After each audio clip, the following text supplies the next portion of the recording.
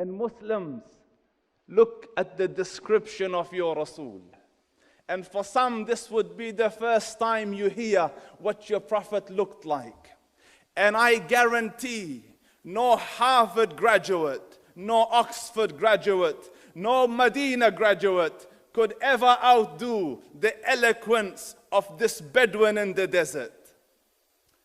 So she decides to describe him, the khayr khalqillah, Muhammed Mustafa. She says, رأيت رجلا ظاهر الوضاء. I saw a man of striking appearance. ظاهر الوضاء أبلج الوجه. Radiant face. This is after the difficult journey in the desert. His face was radiant. Aisha radiyallahu anha says, I was sewing with the needle. My needle dropped in the dark. I couldn't find it. I said, Ya Rasul, I can't find it. He moved his face close, and I swear, out of the radiance of his face, I found my needle. أبلج الوجه حسن الخلق, beautifully created. لم تعبه الثجلة, his belly wasn't protruding. It wasn't defecting him. He didn't have a gut. ولم تزر به السعلة, nor was his head disproportionate and small. وسيم قسيم, proportionate and delicate, finely made, a specimen of a creation. في عينيه دعج, in his eyes there was a contrast. The dark was immensely dark. The white was excessively white. Can you imagine how observant this lady is?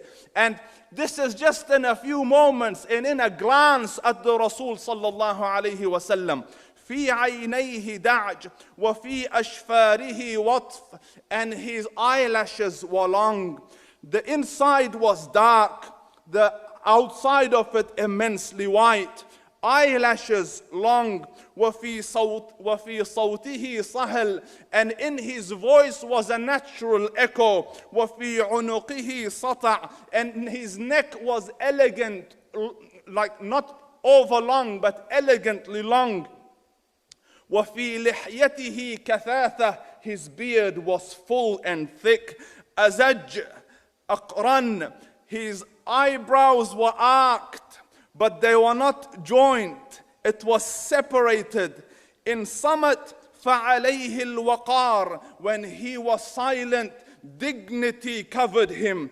وإن تكلم سماه وعلاه البهاء, and when he spoke, it was audible and clear, almost commanding and overtaking. أجمل الناس وأبهاهم من بعيد, from afar, the most striking and outstanding in appearance. وَأَحْسَنُهُمْ وَأَجْمَلُهُمْ مِنْ قَرِيبٍ, and when he came near, the best of them and the most handsome of them in closeness. But حُلْوُ الْمَنْطِقِ, such an exalted and sweet level of logic. Like when he used to speak, it was so coherently logical. It was smooth and easy to understand. فَصْلٌ لَا نَزْرٌ وَلَا هَذْرٌ, he was to the point, not excessive, nor too short. He wouldn't flirt and just talk, I've got nothing to say, but let's just, let's just talk and talk. He was accurate, to the point, not excessive. كأن منطقه خرزات نظم يتحدرن, his logic, his utterances, his words were like beads, like jewels coming out of a necklace, calculated, worked on, prepared, polished, one after the other. It would flow magically. ربعة, he was medium in height. Your eye didn't have to strain to look up at him, nor was it tedious to look down at him. He was a comfortable sight to look at. غصن بين غصنين, a branch amidst two branches. as in Abu Bakr and Amr ibn Fuhayra. And you must be in the desert to understand this little metaphor. غصن بين غصنين. I went to the desert, to Arabia, and I traveled for 140 kilometers out of Medina. And God, like barren land, just the same color rocks, and it just goes and goes and goes, colorless, just dry. And I am telling my driver, hold on, I need to take pictures. So the driver, he was fascinated. What does this guy want to do with these pictures? And I wanted to bring it for my students so that when I'm discussing seerah, I can explain this is the terrain. And then the driver pulled, slowed down, and he goes, there's a tree, take a picture.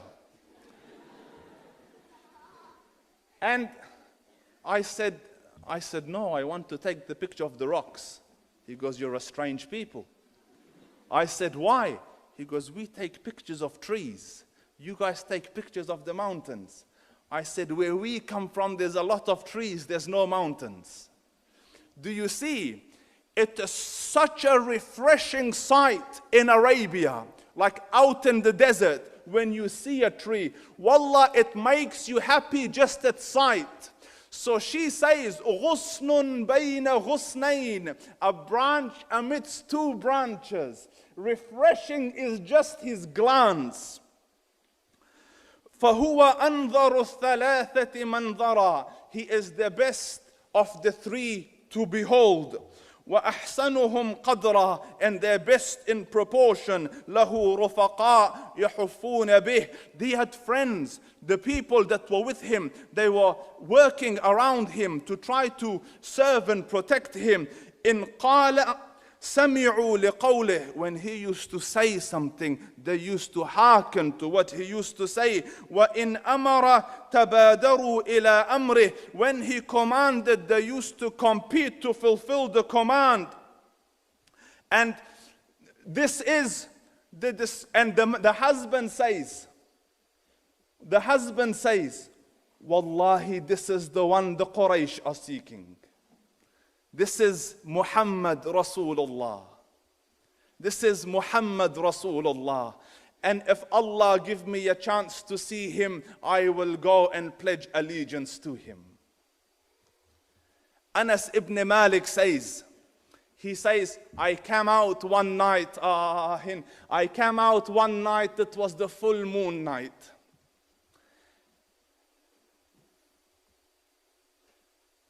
And I looked at the moon, and in the desert, understand, the moon is an awesome sight. It is smooth, it is radiant, it is clear, it is gentle compared to the scorching sun at which they are used to. So the moon was the epitome of beauty. So he says, I came out at a full moon night and I looked at the moon and I saw it, beautiful, handsome.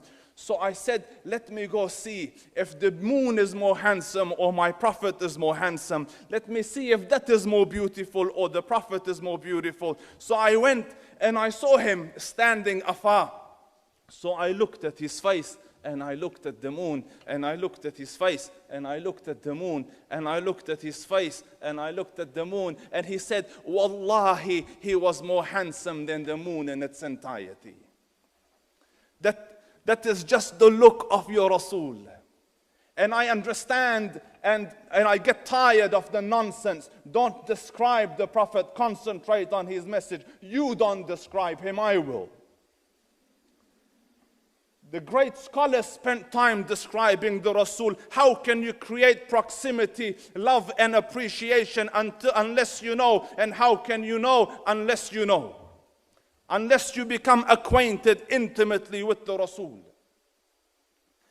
And the Prophet ﷺ was mind-bogglingly handsome.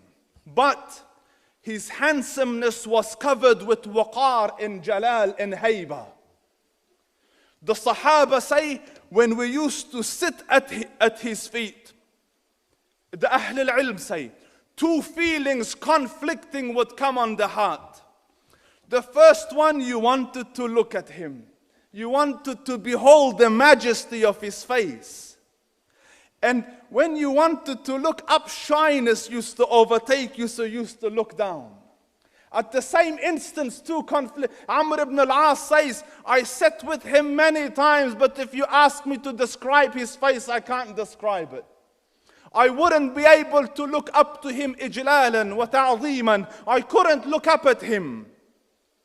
And that is why he didn't have the problems that Yusuf alayhi salam had.